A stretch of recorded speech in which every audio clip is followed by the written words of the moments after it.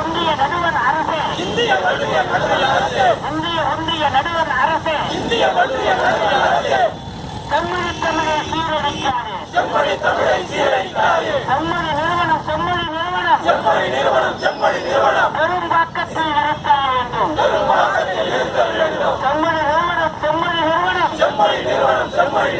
பெரும்பாக்கத்தில் இருத்தல் வேண்டும். செம்மொழி நிறுவன தன்னாட்சி நிலையை